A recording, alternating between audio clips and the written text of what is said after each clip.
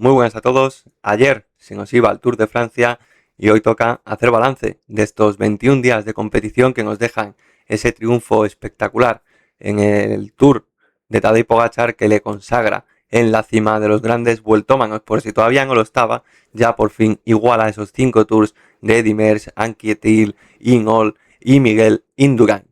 Vamos ya, sin más dilación, a daros las notas mías personales de lo que ha sido este Tour de Francia 2026. Vamos a empezar por los equipos españoles y por el corredor español, por Juan Ayuso, en la clasificación general. Empezando por Caja Rural, lo comenté ayer en el directo, no se le puede poner un suspenso. De hecho, aquí como veis no tengo ningún suspenso porque creo que los que compiten en el Tour de Francia, ninguno, incluso en cualquier gran vuelta, no se merece un suspenso, a lo mejor un sin calificar, pero nunca un suspenso. Creo que Caja Rural se merece un 5, no es cierto que no da para más, pero es que ha cumplido con su papel, quitando a lo mejor en la clasificación general, que yo a lo mejor esperaba que intentasen lucharla algún puesto de honor, de privilegio, con Balderstone a lo mejor, como dices, en la Vuelta Ciclista a España y demás. No ha sido así, se han decantado por luchar las fugas, han estado presentes en fugas en la última semana, que eso es muy, muy difícil para un equipo muy modesto. Ya pedir que ganen etapas es prácticamente imposible con el nivel que hay en el UCI World Tour. Y bueno, Fernando Gaviria les ha dado la representación en los sprints. Es cierto que luego tuvo la mala suerte, la mala fortuna de la caída que le mandó para casa con una fractura de clavícula y tal, pero mientras estuvo en carrera, estuvo ahí en los sprints, estuvo apareciendo. Ya no es el Fernando Gaviria explosivo de antaño, pero la actuación de Caja Rural, si alguien esperaba más, puede bajar a la tierra, puede pisar con los pies en la tierra, porque sinceramente esto es lo que podíamos esperar de Caja Rural. ¿Podíamos esperar más de Movistar? Sí, porque es un equipo UCI World Tour. Se supone que tiene más calidad, evidentemente ha metido más corredores en las fugas, ha intentado luchar hasta más al final de las fugas que Caja Rural. Se le pedía algo más con Cian Wildebroeks. Han tenido la mala fortuna de que ya el primer día cogió la enfermedad y tuvo que retirarse al tercer día. Les tocó reinventarse otra vez y luchar únicamente por los triunfos de la etapa a través de las escapadas. Han estado súper combativos en todos los días donde ha habido fuga y donde no. También han intentado moverse, han intentado atacar. No les ha acompañado la suerte y yo los dejo aquí en el 5 también. Yo no les puedo dar un 6 desgraciadamente, porque todos esos intentos que han tenido a lo largo de toda la carrera y demás, pues finalmente no les ha fructificado. Pero nada malo realmente el Tour de Francia de Movistar, acumulando muchos puntos UCI que al final son muy importantes, van a ser muy importantes al final de los 3 años de este ciclo del ciclismo profesional. Vamos con Juan Ayuso. En parte decepcionante su resultado, ya lo hemos comentado en directos también, por las propias expectativas que él genera con sus palabras al principio de la carrera, diciendo que va a estar peleando por el podio. Ha estado peleando por el podio hasta la tercera semana realmente, hasta que reventó en la crono por primera vez de una forma importante y se descolgó. Ese reventón en Alpe d'Huez que le descolgó definitivamente incluso de luchar la quinta posición, pero al día siguiente sale, da la cara, es valiente, se engancha a la carrera, fuerza en la fuga. ¿Esperamos más de él? Evidentemente. Es muy joven, todavía optaba al maillot blanco, aunque venimos escuchando hablar de Ayuso desde hace un montón de tiempo, sigue optando a las clasificaciones por el maillot blanco. Ha encontrado a Renko, un hombre del que luego hablaremos, que desfallecía en la montaña y que parecía abocado a no subirse a un podio del Tour de Francia nunca más. Este año sube al segundo puesto del podio Renko Evenepoel y ha encontrado ahí Juan Ayuso un espejo donde mirarse para mejorar su rendimiento físico, porque creo que el mental sí que ha dado ese paso adelante necesario, porque no ha desconectado de la carrera, ha intentado agarrarse a ella con todas las fuerzas y las fuerzas desgraciadamente no le han dado para más. Aún así, creo que está más cerca del 7 que del 6, así que le voy a dejar un 7 raspadito, eso sí, pero un 7 al fin y al cabo.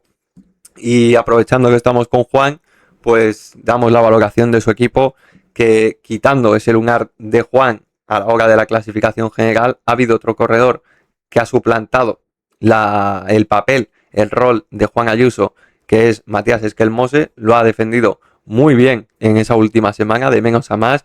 Es cierto que la escapada de Lenny Martínez le ha privado de un quinto puesto que posiblemente se merecía Matías Esquelmose, pero luego además contar el triunfo de etapa de Mads Pedersen en las exhibiciones que han dado en las escapadas, ese coraje que ha demostrado el corredor danés para llevarse el maillot verde, un maillot verde que parecía imposible, que tuvo que sufrir en puertos durísimos para pasar sprints intermedios nada más para conseguir 25 puntos. Sensacional. Además ayer en Montmartre también forzó un movimiento, estuvo ahí, acabó tercero después de todo el desgaste de la tercera semana. Espectacular. Y si no fuese por Juan Ayuso, este equipo tendría un 10 posiblemente, porque además se lleva la clasificación por equipos. Con el lunar de Juan le dejo en un 9. Le dejo en un 9. Hay muchos corredores de estos que vais a ver a continuación que se merecen más nota que el equipo Lidl Trek al completo. Yo creo que sí, pero un 9 bastante alto, de medio para arriba, yo creo. Por eso, por el lunar de Juan Ayuso, que al final era su gran referente en la carrera. Jonas Vingegaard. Jonas Vingegaard, hasta el momento de la caída, porque no me parecería justo evaluar su tour hasta el final, porque desgraciadamente no lo ha podido completar, pero hasta el momento de su caída, su Tour de Francia era un Tour de Francia, vamos a decir, aceptable nada más, porque se estaba demostrando ya que el Giro le estaba pasando factura, por lo menos eso creo, que el Giro le estaba pasando factura, estaba más cerca que nunca de todos sus rivales, que no fuesen Tadej y Pogačar. La diferencia con Tadej se ha ampliado más. En comparación a lo que podíamos creer, está más lejos de Tadej de lo que está de Remco y compañía. Creo que aunque hubiese llegado a final de la temporada, o sea, al final del Tour, Remco le hubiese puesto muy difícil ese segundo puesto, y yo creo, visto lo visto, que se lo hubiese ganado en carrera Remco Evenepoel ese segundo puesto. Esto es ciclismo ficción, esto no se va a poder saber nunca, pero aún así creo que se merece un 7, porque venir al Tour después de, es más, por delante de Juan Ayuso, claramente, porque venir después del Giro, estar el segundo durante toda tu participación en este Tour, el segundo por detrás de Tadej, siendo el único prácticamente que intenta seguir su rueda en el Tourmalet y demás, pues se merece por lo menos que te lleves un 7, a pesar de que las distancias se han alargado con Tadej y se han recortado con el resto.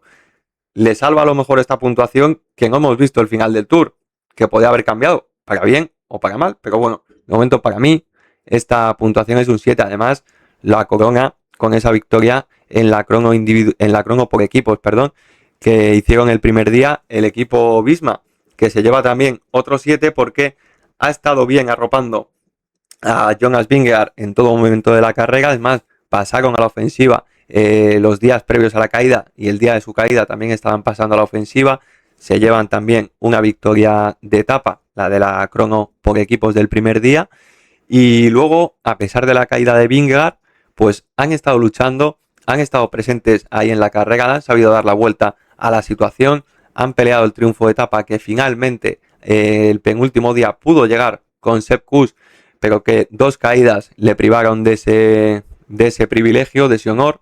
Pero no se puede poner menos nota al equipo Visma. Es más, incluso creo que por delante, una vez analizado todo bien, por delante yo creo que incluso de su líder, porque el final del Tour que hacen es muy muy bueno realmente, y remató, o sea, faltó el remate de la guinda con la victoria de Sepp Kuss, que desgraciadamente pues no pudo hacerla.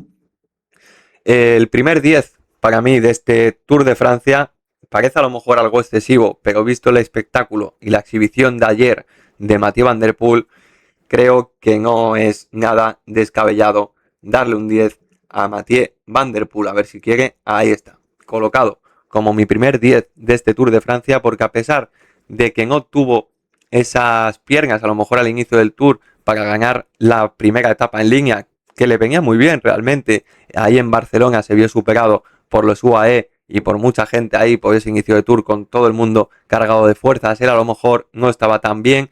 Se consiguió llevar una victoria en la fuga y a pesar de que a él le cuesta mucho el Tour, se le hace muy largo y demás, ha sabido resistirlo, ha sabido aguantarlo y llevarse la victoria en París. Y luego además ayudar muy mucho a sus compañeros, a su jefe en los sprints, a Jasper Philipsen, que le guió hacia la victoria, la tercera victoria del equipo.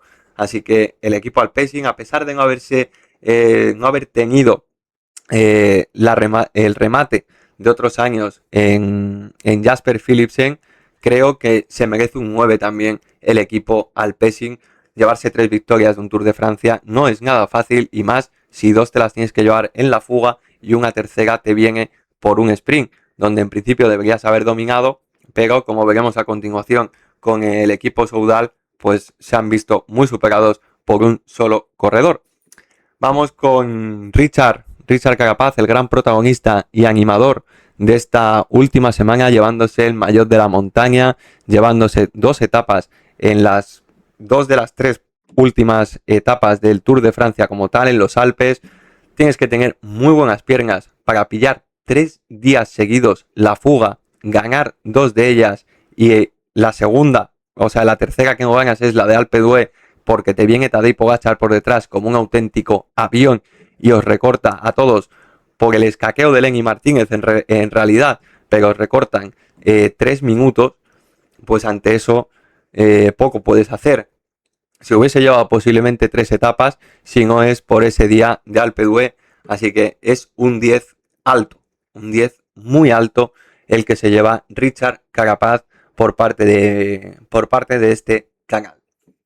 Paul Seixas, el talento generacional de Francia, la joya francesa a la que yo critiqué por aparecer en este Tour de Francia de una manera tan temprana y que ha salvado una primera aparición en el Tour de Francia con una nota sobresaliente. Un 9 para Paul Seixas, que solo tiene en su debe ese mal día, ese último mal día en la etapa más dura, pero claro, después de 20 días por primera vez compitiendo a ese nivel, estar luchando por el podio y por el maillot blanco con Isaac del Toro, que ya tiene la experiencia del año anterior del Giro, y tú estar ahí luchando con él, merece un sobresaliente. Veremos a ver qué nota le cae a Isaac del Toro, porque si su rival, que reventó el día anterior, se lleva un 9, pues Isaac del Toro no os podéis imaginar qué nota se va a llevar. Por tanto, Decathlon, pues el equipo de Paul Seixas me ha sorprendido para bien, porque yo pensaba que la presencia de Olaf Koig iba a mermar más que beneficiar, y no ha sido nada así. De hecho, la victoria que se lleva el Decathlon es por Olaf Koig en un sprint de la primera semana. Así que luego además han sabido proteger a la perfección a Paul Seixas, han estado arropándole hasta el último momento y en las últimas etapas incluso pasando al ataque. Es cierto que las piernas de Paul ya en esas alturas del Tour eran las que eran, pero como equipo han dado un sobresaliente alto. Por delante a lo mejor de su líder, pues no lo sé, pero ahí a la altura de Paul Seixas. Y vamos con Remco Evenepoel.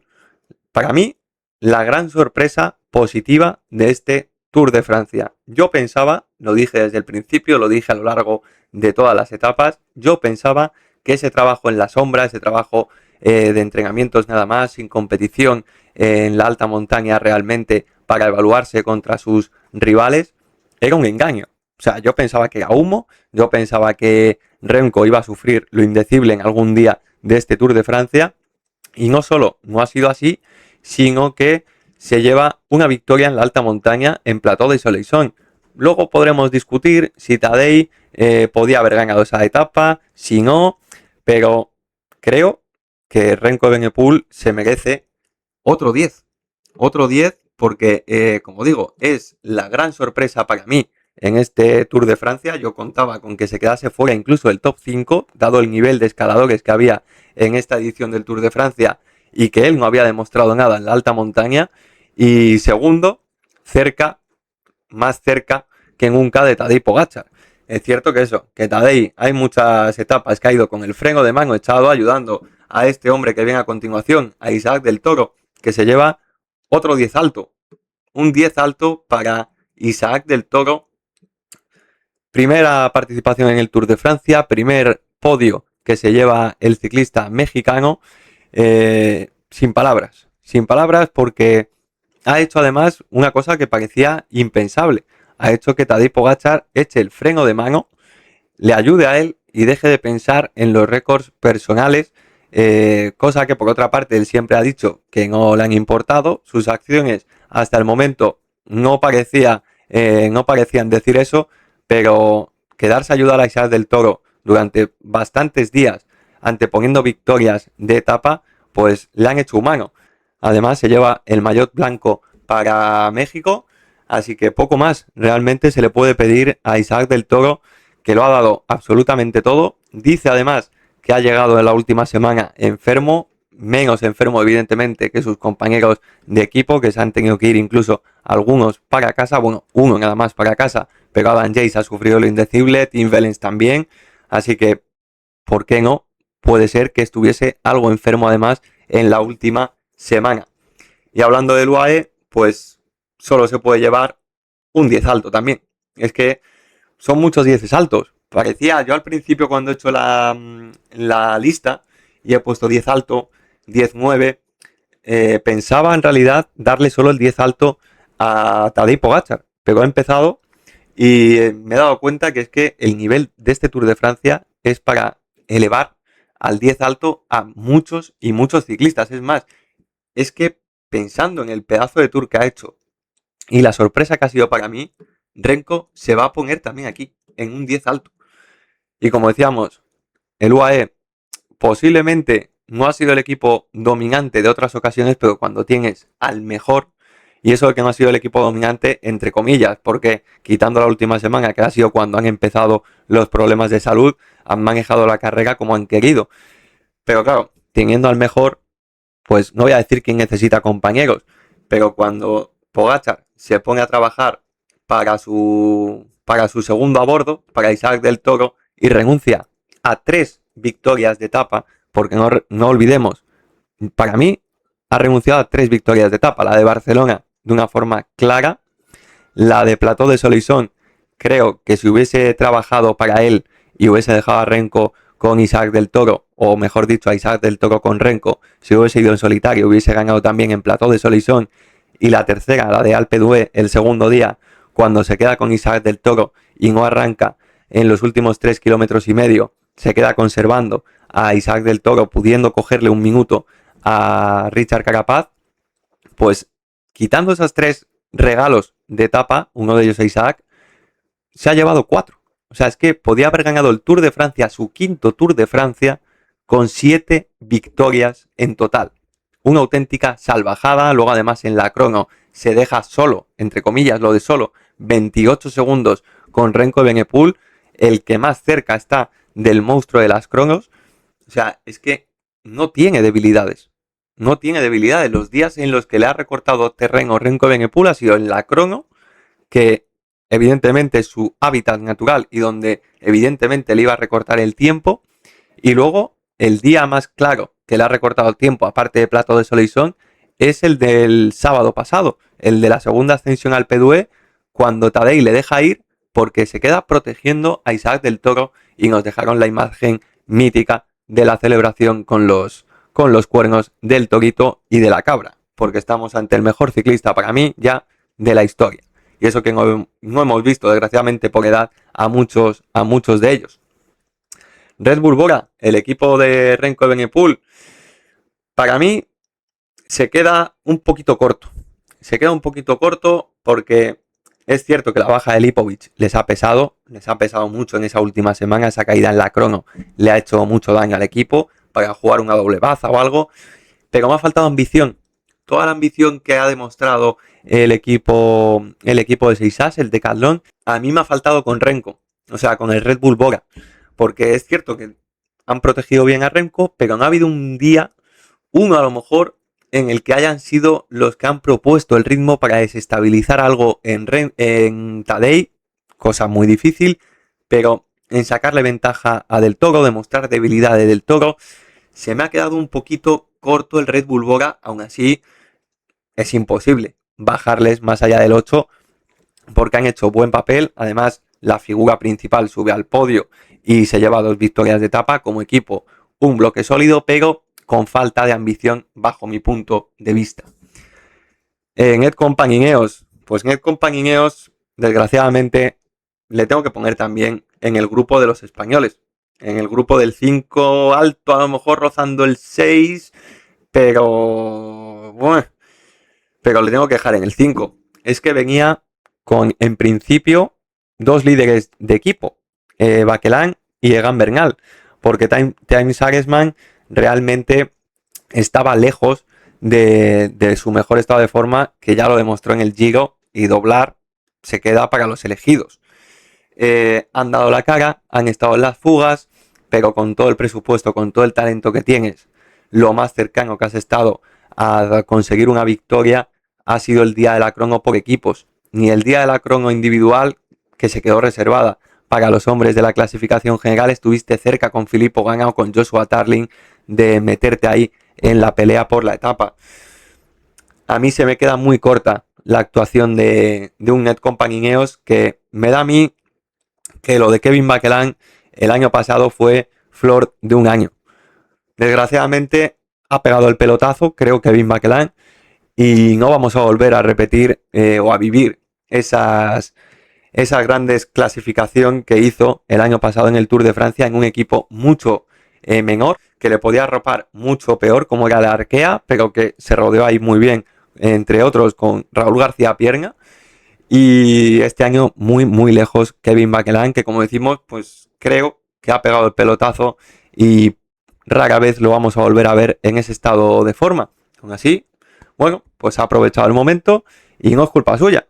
O sea, no es culpa suya, es culpa de, en parte, Ineos, que se deja cegar por la necesidad de encontrar ese hombre que no tiene, por lo menos hasta el año que viene, hasta la llegada de Benjamín Noval, en el que tienen puestas todas las esperanzas, y el ciclismo español, sinceramente, también.